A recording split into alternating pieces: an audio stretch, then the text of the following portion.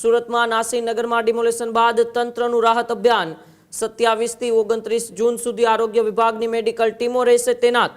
ઘર વિહોણા 100 જેટલા પરિવારોને શેલ્ટર હોમમાં ખસેડાયા।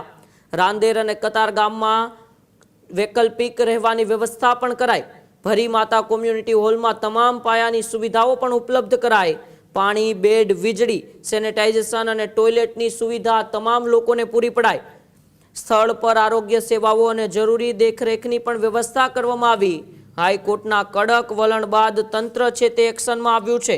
સેન્ટ્રલ અને કતાર ગામ ઝોનના અધિકારીઓ છે એ અધિકારીઓના સંકલનની કામગીરી તેજ થઈ છે। અસરગ્રસ્ત પરિવારોને તાત્કાલિક રાહત આપવા તંત્રના પ્રયાસો છે તે પણ યથાવત જોવા મળી રહ્યા છે।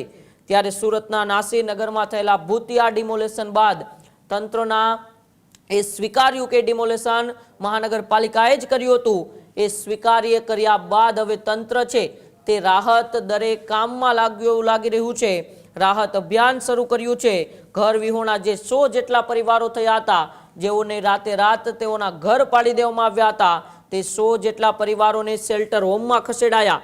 રાંદેર અને કતાર ગામની અંદર આ શેલ્ટર હોમની વ્યવસ્થા કરાઈ અને ત્યાં તમામ પ્રકારની પાયાની સુવિધાઓ પણ ઊભી કરવામાં આવી છે। હાઈકોર્ટે આ સમગ્ર ભૂતિયા ડિમોલેશનને લઈને કડક વલણ અપનાવ્યું હતું। તંત્રને પણ ટકોર કરી હતી કે આ તમામ પરિવારો છે તેમને રહેવાની તાત્કાલિક વ્યવસ્થા કરી દેવામાં આવે। અને ત્યારે હવે હાઈકોર્ટના વલણ બાદ સુરત મહાનગરપાલિકાનું તંત્ર ઊંઘમાંથી જાગ્યું હોય એવું અત્યારે લાગી રહ્યું છે। આ જ પ્રકારની તમામ અપડેટ જોવા માટે ન્યૂઝરૂમ ગુજરાતને લાઇક, શેર અને સબસ્ક્રાઇબ કરવાનું ભૂલતા નહીં।